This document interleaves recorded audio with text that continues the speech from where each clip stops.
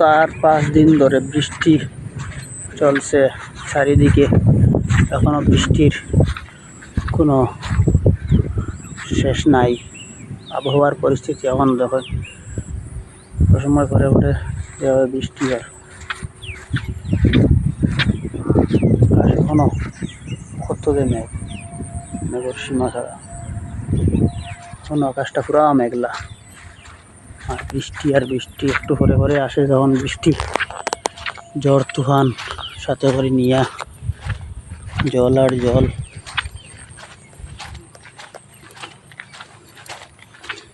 ধান খেতের সময় এখন, ধানের বীজ লাগানো হয়েছে, সবজি বাগান পাশে, খালি বৃষ্টি আর বৃষ্টি।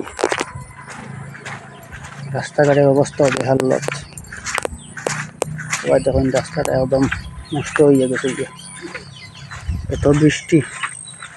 সবজি, লঙ্কা মরিচ,